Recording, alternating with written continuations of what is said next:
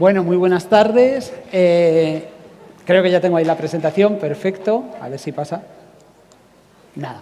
Antes que nada, me gustaría dar las gracias, en primer lugar, al Centro Regional de Formación de Profesorado de Castilla-La Mancha por montar este congreso y por abrir un espacio a la diversidad sexogenérica dentro del congreso, porque, como veremos, no siempre se habla de estas cuestiones y es muy importante, pienso, y eso es lo que voy a intentar presentar ahora esta tarde, el pensar en estas cuestiones, reflexionarlas y trabajarlas.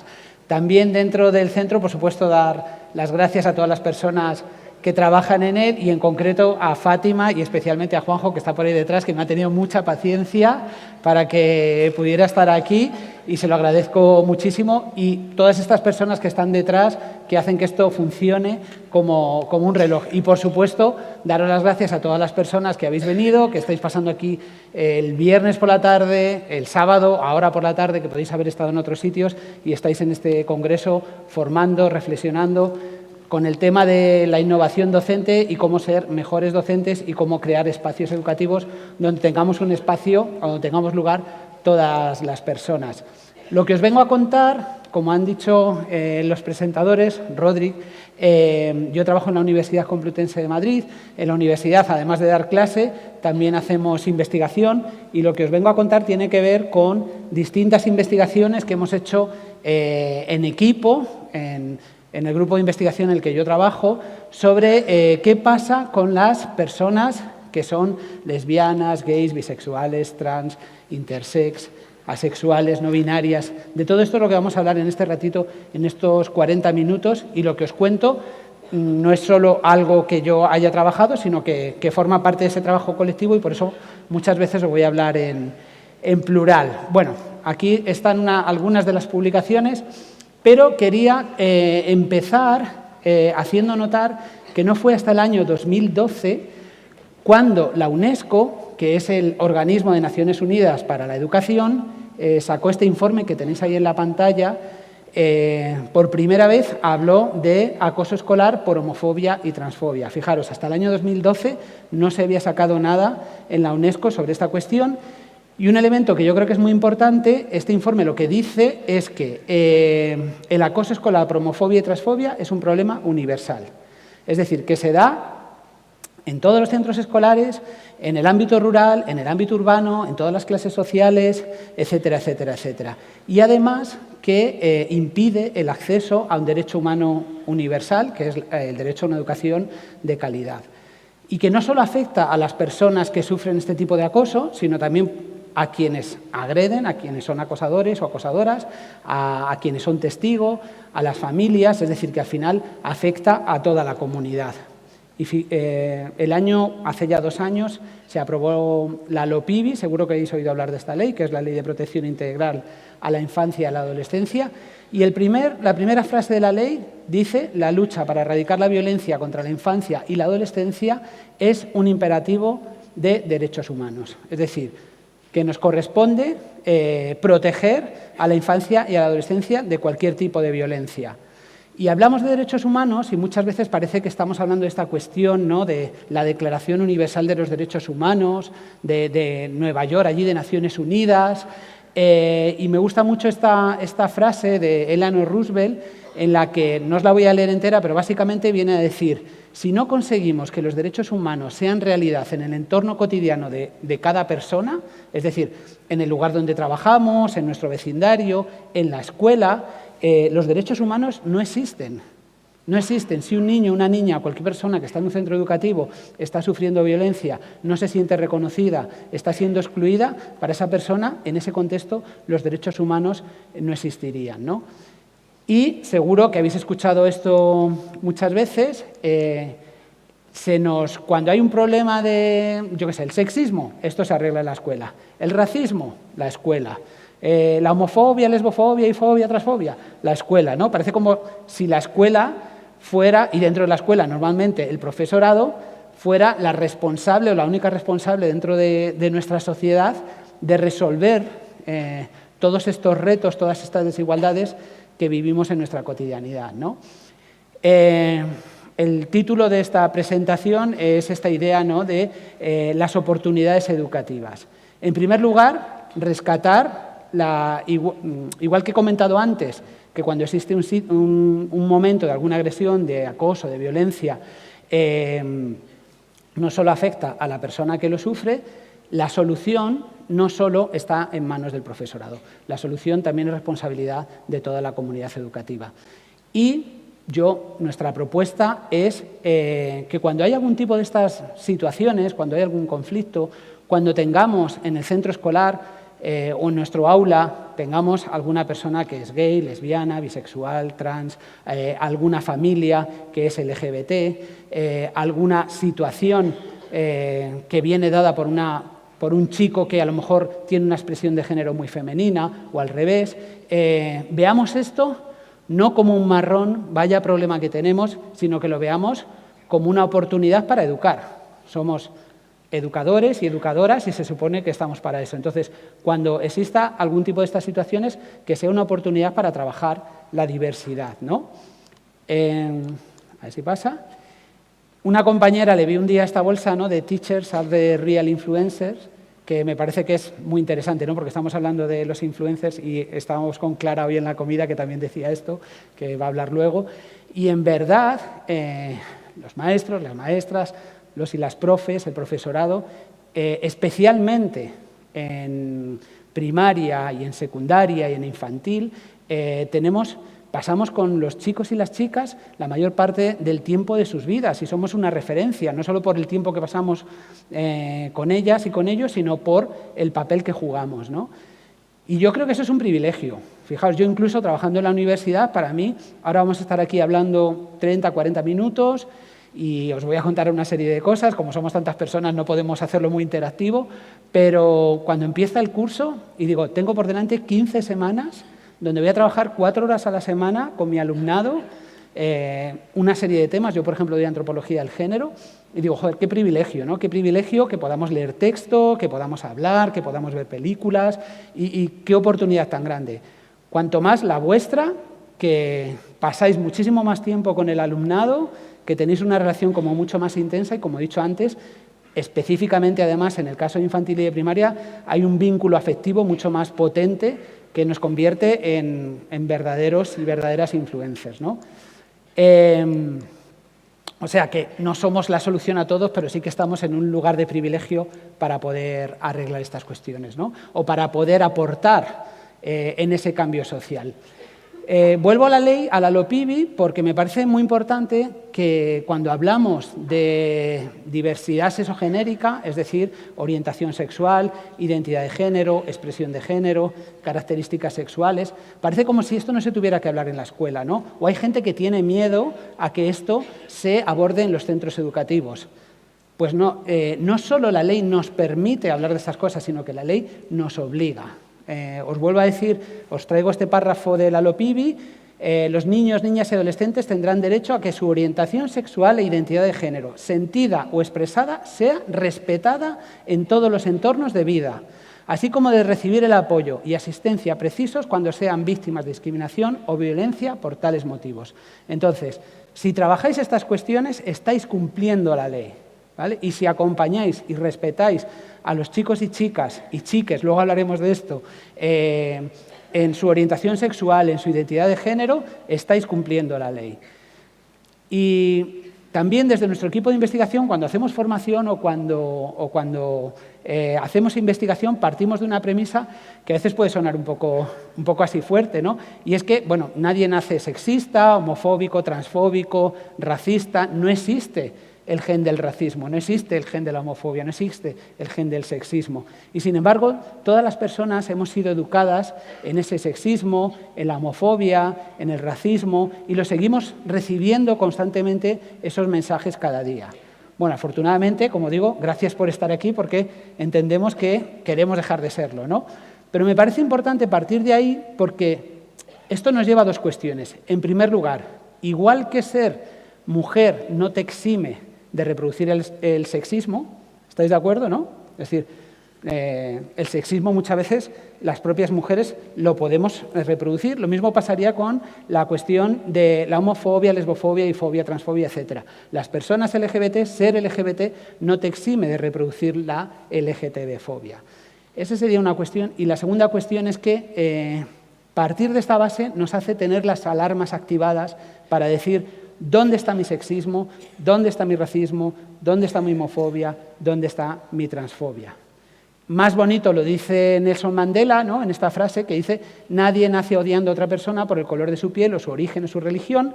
La gente tiene que aprender a odiar y si puede aprender a odiar, también se les puede enseñar a amar, ya que el amor llega más naturalmente al corazón humano que su contrario. Bueno, no sé si veis que más o menos sería la misma idea, ¿no? Es decir, las personas que seáis de más edad de las que estáis aquí os acordaréis de la bola de cristal que decían aquello de hay que desaprender a desenseñar cómo se deshacen las cosas. Pues la homofobia, lesbofobia, bifobia, el sexismo, el racismo, son esas cuestiones que tenemos que desaprender. Y fijaos, a veces, cuando he puesto esta frase, hay gente que me dice, pero es un poco naif, ¿no?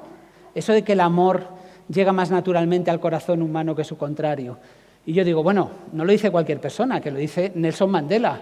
Si hay una persona que ha recibido odio en esta vida, como muchas otras, pero Nelson Mandela, que pasó tantos años en la cárcel, dijo: el amor llega más naturalmente al corazón humano. Porque efectivamente, para cambiar el mundo, tenemos que pensar que el mundo es posible cambiarlo.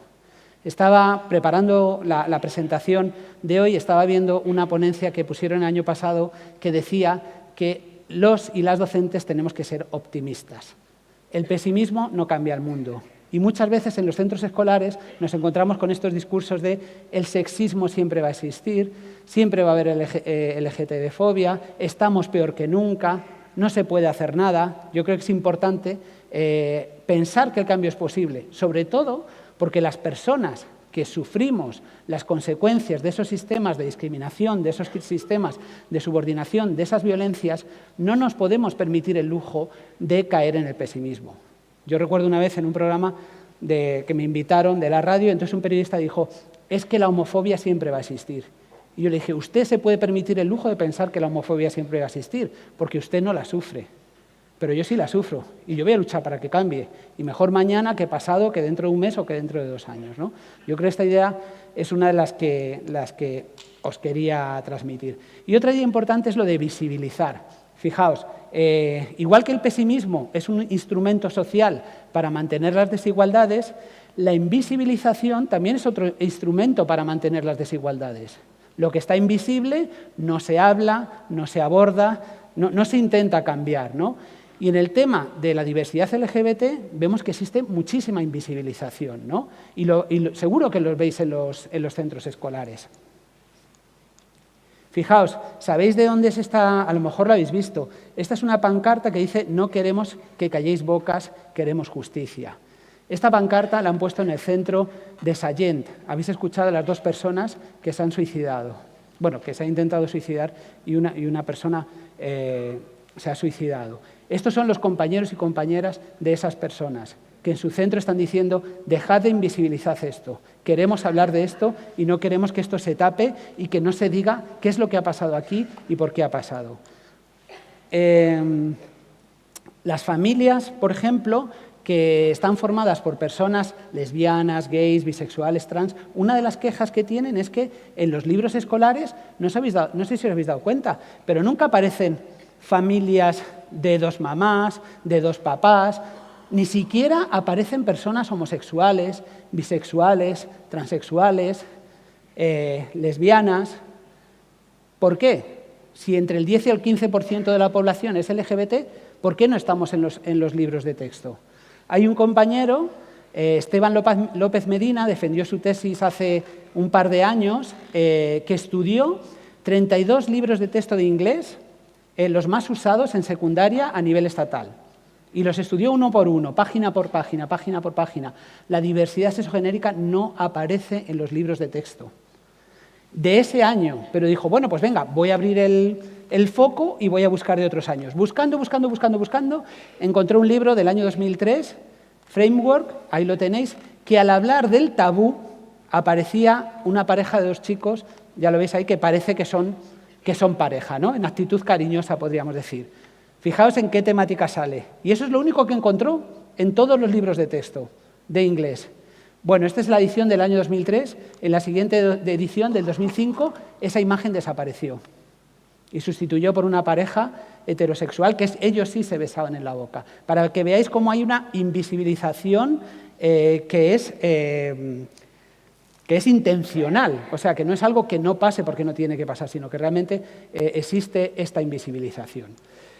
Entonces, por eso es muy importante visibilizar, hablar de estos temas, ver que en los centros escolares existen chicos y chicas y profes y personas en los equipos de orientación y personas de administraciones y servicios y familias que no son heterosexuales o que no son cis, que sería cis o cisexual, son todas las personas que no son o que no somos trans, ¿no?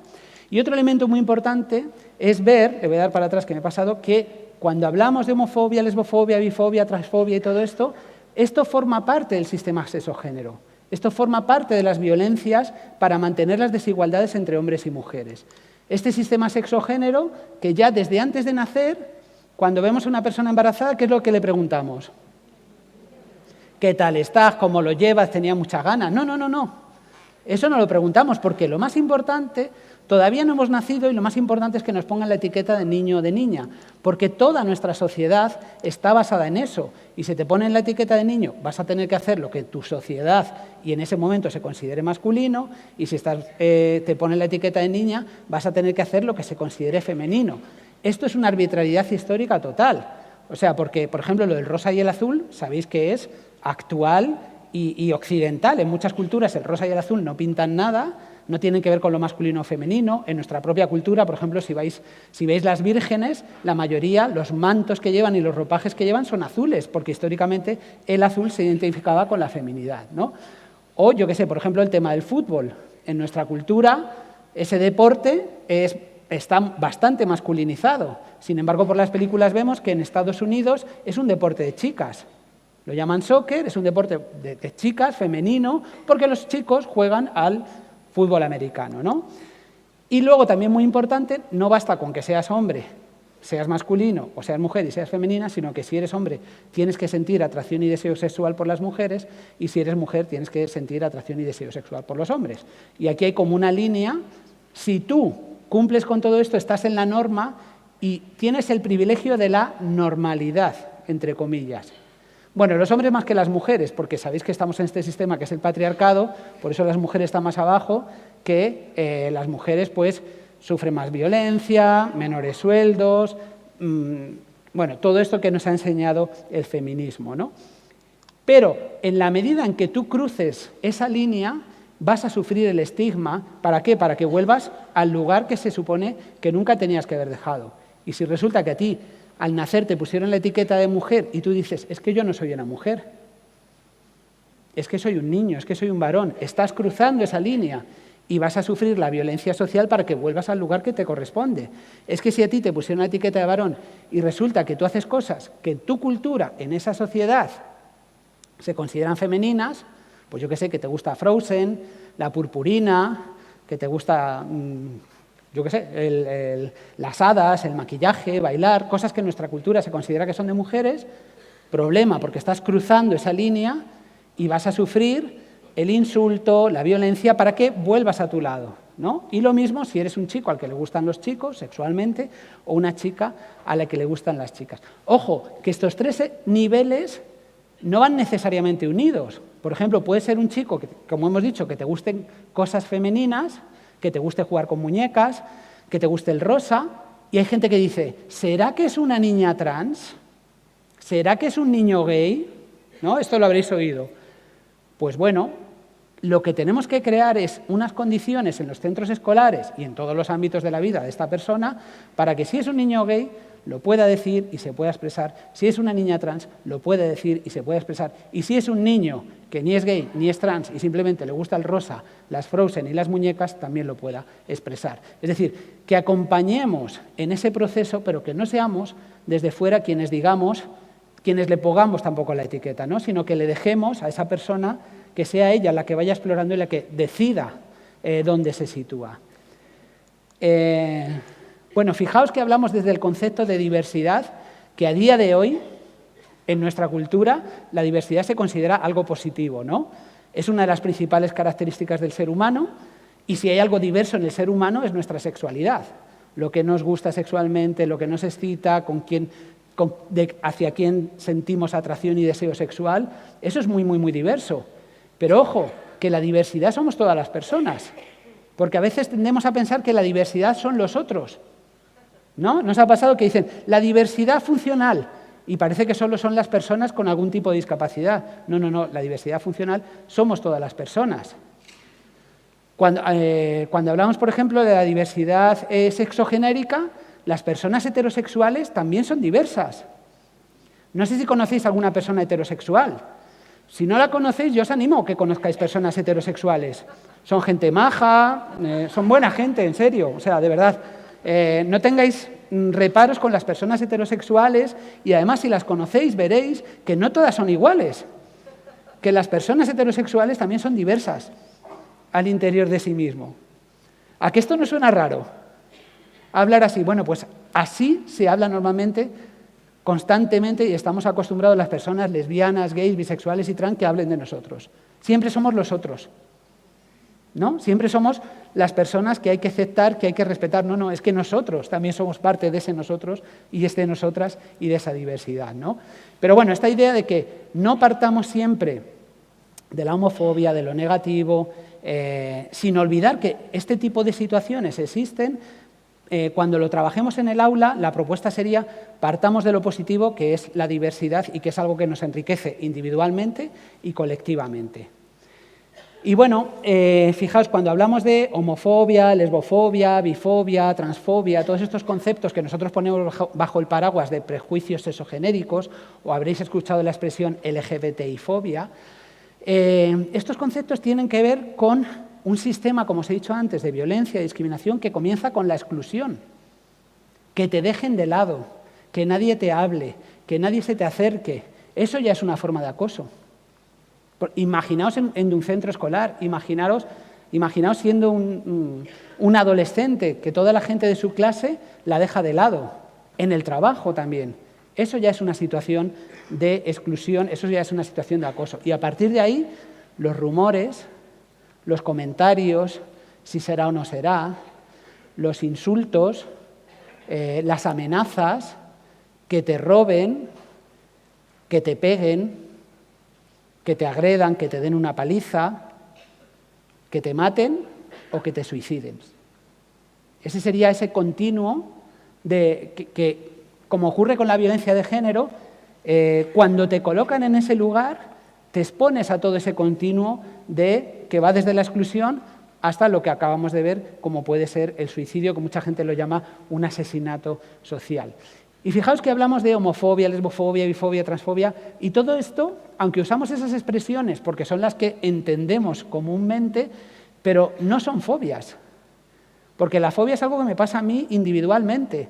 Yo tengo fobia a montarme a los ascensores, o tengo fobia a los espacios públicos, o tengo fobia a los pájaros. Si eso me pasa a mí, me voy al psicólogo, me voy a la psicóloga, me lo trabajo y ya está. Pero con todas estas LGTB-fobias estamos hablando de una cuestión estructural, porque como hemos dicho antes, todas las personas las incorporamos a través de la socialización. Entonces, la solución no es que trabajemos con una persona que tiene un comportamiento bifóbico, lesbofóbico, lo que sea, sino que hay que trabajarlo, igual que ocurre con la violencia de género, estructuralmente. ¿Y contra quién se dirigen todos estos prejuicios? En primer lugar, contra quien se salta ese sistema que hemos visto de sexo, género, orientación sexual en la parte de abajo, es decir, chicos a los que les gustan sexualmente los chicos, chicas a las que les gustan sexualmente las chicas. En la parte de arriba me pusieron la etiqueta de varón, no me identifico, me pusieron la etiqueta de mujer, no me identifico con esa identidad, y también quien se lo salta en medio. Es decir, todas las personas, sea cual sea su orientación sexual o identidad de género, que se saltan los roles de género. ¿Qué quiero decir con esto? Que ser heterosexual, que ser cisexual no te exime de sufrir LGTB-fobia. Por ejemplo, en nuestro grupo de investigación tenemos un compañero que es heterosexual, pero no responde a las características de la masculinidad tradicional. Es blandito, habla con voz bastante suave, mueve mucho las manos al hablar, etcétera, etcétera. Y él lo dice, yo soy heterosexual, pero toda la vida me han llamado mariquita, me han llamado maricón y he sufrido homofobia. Es decir, que esto no tiene solo que ver con la orientación sexual o la identidad de género, tiene que ver con los roles y con este sistema sexo-género. La cuestión es que en el caso de los varones, la homofobia es uno de los principales instrumentos de control de la masculinidad. Un chico en un centro escolar en secundaria nos dijo: despreciar a los gays te hace más macho. Es decir, que si tú quieres que tu masculinidad no se ponga en cuestión, al compañero que le llaman mariquita, maricón, pues yo también le voy a llamar maricón. A lo mejor a mí me da igual lo que él haga, o su expresión de género, o quien le guste, pero lo voy a hacer para que los demás no se piensen que yo también soy homosexual, ¿no? Y si os dais cuenta, cuando escuchamos estas expresiones de maricón, mariquita, gay, sarasa, la mayor parte de las veces los dicen los chicos, muchísimo más que las chicas. Y los varones, los hombres, muchísimo más que las mujeres. Pero es que, efectivamente, esta homofobia controla la masculinidad. Desde pequeñitos, los varones, los niños, aprendemos que lo peor que te puede pasar es que te pongan la palabra maricón o que te pongan la palabra gay, porque eso te pone en riesgo de exclusión, insultos, rumores, violencia, etcétera, etcétera, etcétera. Yo qué sé, imaginaos un niño que mueve mucho las manos al hablar y le van a decir: no muevas las manos que pareces mariquita. Y entonces, a lo mejor tú ni siquiera sabes lo que significa la palabra mariquita, pero sabes que es algo malo, porque no te dicen no muevas tanto las manos que pareces marciano o que pareces de Indonesia. ¿Entendéis lo que os digo? Es la palabra marica, mariquita, maricón, eso es algo malo, número uno. Y número dos, como niño empiezas a mirar a otros hombres a ver pues que las manos las puedes mover hasta una cierta altura, no muevas mucho la muñeca, haz movimientos bruscos. Bueno, como veis, yo sigo moviendo las manos, pero hay muchos hombres que dejan de mover las manos. Y hay muchos hombres que dejan de llorar. Y hay muchos hombres que dejan de cuidar. Porque esa masculinidad se construye a través de esta homofobia, ¿no? Pero es que no hace falta que venga nadie y nos diga maricón o gay. Matías de Stefano tiene esta frase que dice: la homofobia es el mecanismo por el cual se censura cualquier atisbo de feminidad en otros hombres y en uno mismo. El sociólogo José Vela habla como si nosotros cogiéramos todos los varones, sea cual sea nuestra orientación sexual. Cada mañana nos cargamos una señora a la espalda que se llama homofobia, que nos va diciendo: ojo, no seas tan blandito que a ver si vas a ser gay. No seas cariñoso con este compañero que a ver si vas a ser gay. No sé si veis esta idea. Bueno, en definitiva, la idea es: no se puede trabajar la igualdad con varones, sea cual sea la orientación sexual, sin trabajar la homofobia. Imaginaos que a un niño le gusta jugar con muñecas. En general, ¿se le deja jugar con muñecas? ¿Creéis que en general a un niño se le deja jugar con muñecas? En general, no en mi caso concreto, en mi casa o mi vecina. En general, muchas veces no se deja jugar con muñecas. ¿Y cuál es el argumento? A ver si va a salir gay. No tiene ninguna lógica. Pero jugando con muñecas, ¿qué se aprende? Jugando aprendemos y nos socializamos. Y jugando con muñecas aprendemos a cuidar. Por lo tanto, si a ti no te dejan jugar con muñecas y te están diciendo no juegues con muñecas, que eso es de gay, no juegues con muñecas, que eso es de gay, se te está negando esa socialización en el cuidado. Y por lo tanto, esto sería un poco la conexión entre esta idea de la homofobia y la masculinidad. Traigo aquí a Dolores Juliano, que es una antropóloga argentina que vivía en Barcelona, que falleció hace muy poquitos meses, que ella dice: las conductas sancionadas tienen mucho más que ver con su función pedagógica respecto a los miembros considerados normales de la sociedad que con las personas a las que sanciona. Es decir, que cuando en un aula a un niño o una niña, o una niña, luego lo vamos a ver, está sufriendo algún tipo de violencia, no solo es importante lo que está aprendiendo ese niño, sino lo que están aprendiendo los otros 25, 30 niños, niñas, chicos y chicas, de lo que te puede pasar a ti si tú te saltas las normas de género. Por este motivo, al final, esta LGTB-fobia nos afecta a todas las personas, no solo a las personas lesbianas, gays, bisexuales o trans.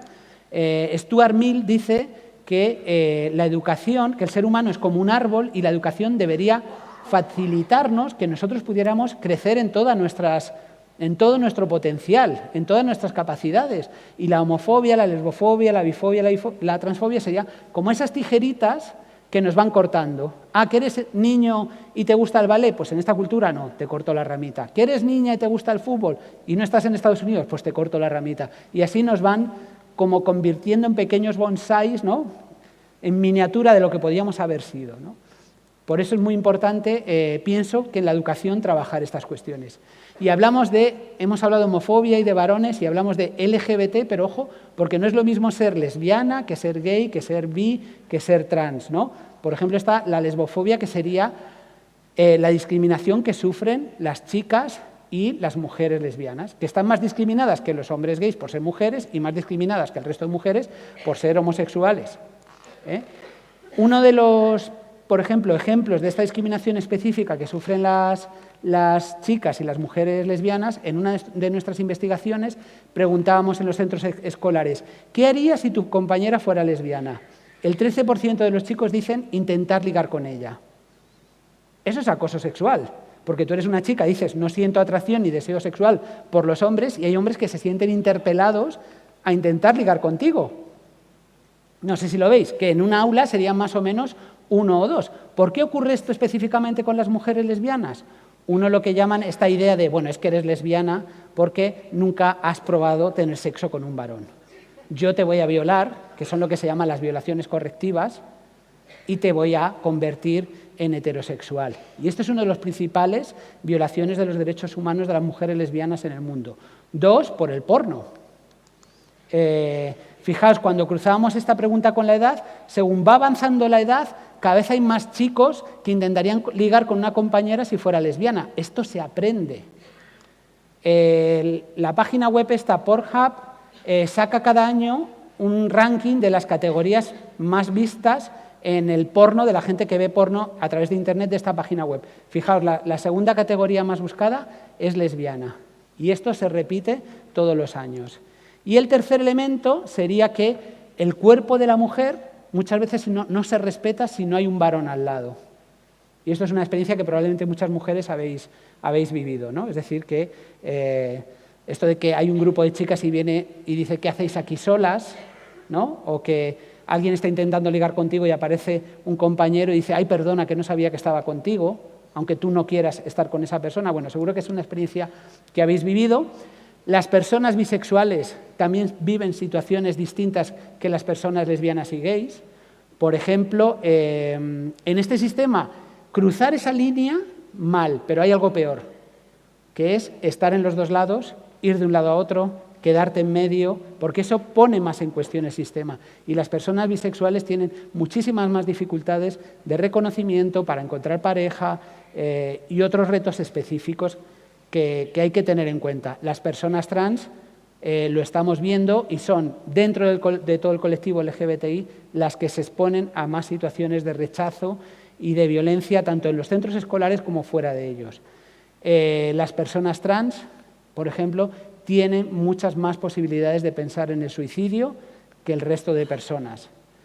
Las personas trans muchas veces les es más difícil encontrar apoyo. Ojo, esto no quiere decir que todas las personas que son trans o que son lesbianas o que son bisexuales o que son gays se suiciden, porque hay muchas personas que están como muy empoderadas y muy autoafirmadas o tienen redes de apoyo, pero sí que en todas las investigaciones sale que es un factor de riesgo muy importante, ¿no? Y después tendríamos esto de la plumofobia, que seguro que habéis escuchado.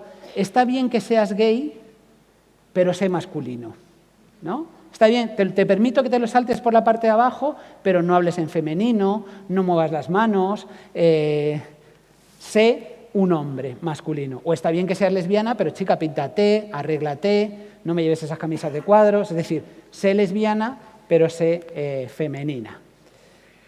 Y bueno, todo esto, fijaos, yo en clase, este año, pregunto, con esto del Mentimeter, pregunto a mis, que a lo mejor conocéis, que es esta herramienta parecida al Kahoot, pregunto a mi alumnado, como es anónima, ¿cómo se define? ¿Como hombre, mujer, persona no binaria, otras? Fijaos, este año 51 estudiantes, 26 mujeres, 19 hombres, 5 personas no binarias, una persona, otro, que le pregunté cuál era ese otro y me dijo género fluido, y de esos hombres y mujeres, 2 estudiantes son trans. Esta es la realidad que tenemos en las aulas, o que yo por lo menos me encuentro en las aulas, que porque lo pregunto me entero, porque a lo mejor si no lo pregunto ni siquiera sé lo que tengo en el aula, y asumo que en mi aula todo el mundo es heterosexual y todo el mundo es cis, ¿no? Y yo creo que este es un cambio muy importante que estamos viviendo y que tenemos que asumir.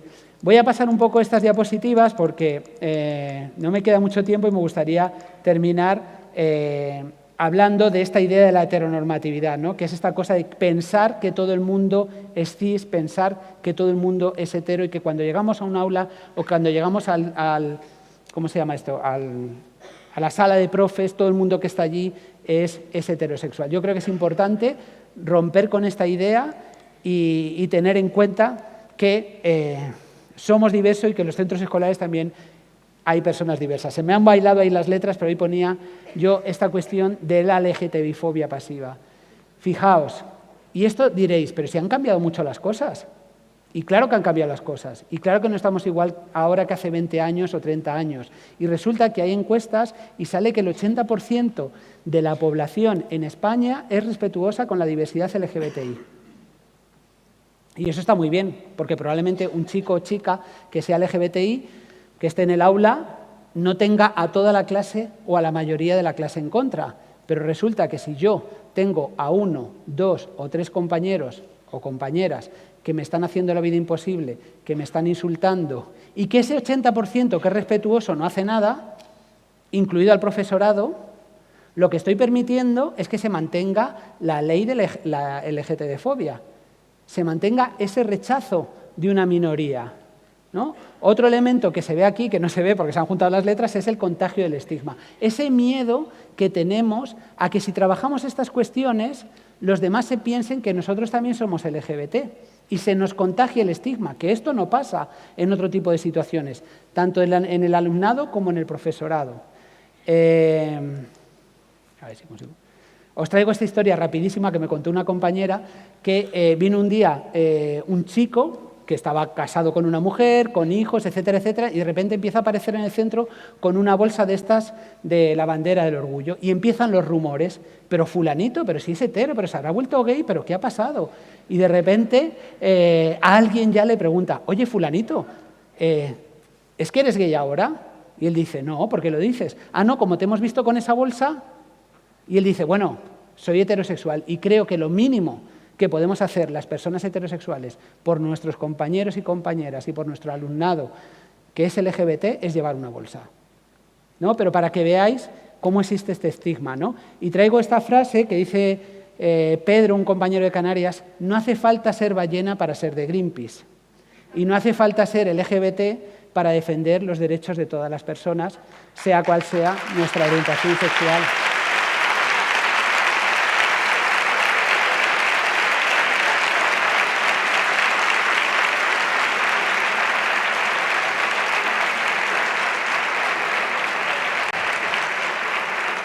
Esa sería un poquito la idea, no me da tiempo a hablar más, pero sí que os he traído ahí unas chapitas que las habéis cogido en el descanso, probablemente, que pone yo abrazo la diversidad. Y ahí lo que estamos diciendo, unas chapas, unas pegatinas, ahí lo que estamos diciendo, yo soy parte de ese 80% que te respeta, yo soy parte de esa mayoría de nuestra sociedad que respeta a todo el mundo independientemente de su orientación sexual o su identidad de género. Y es increíble cómo una chapa, cómo una pegatina puede generar conversaciones, cómo nuestro alumnado o compañeros y compañeras que sean LGBT, al ver esa chapa saben que nosotras y nosotros somos un lugar seguro, que somos personas con las que van a poder hablar, que somos personas con las que van a poder expresarse libremente. Porque fijaos, las personas que somos LGBT, si tú no te muestras como LGBT o como persona aliada, tú no sabes si la persona que tienes enfrente, si el profe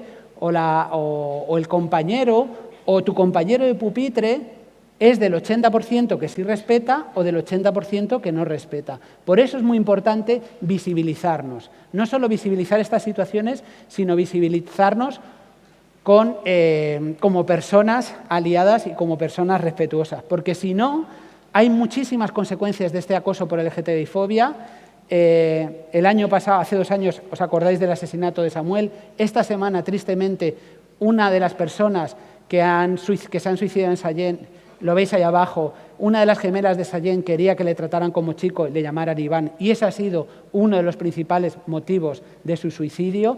En La Coruña el año pasado, en Llíria, en Ecai, en el País Vasco, en Barcelona, con el caso de Alan, agresiones, un niño de 11 años agredido por 4 menores en Pamplona por ser transexual, agresiones, profesorado que también está sufriendo este tipo de agresiones. Este es muy interesante porque es una niña, dice aquí abajo, a la pequeña le gusta vestir de niño, jugar al fútbol y le insultan y le llaman marimacho. Fijaos qué es vestir de niño con 8 años, ¿no? Hay muchísimos casos que no quiero entrar en ellos. Y para terminar, que ya está aquí esta parte roja, me gustaría acabar, a ver si consigo pasarlo, porque todo esto lo he hecho muy rápido. La diversidad está en las aulas, es algo que ya os he comentado. Y el futuro.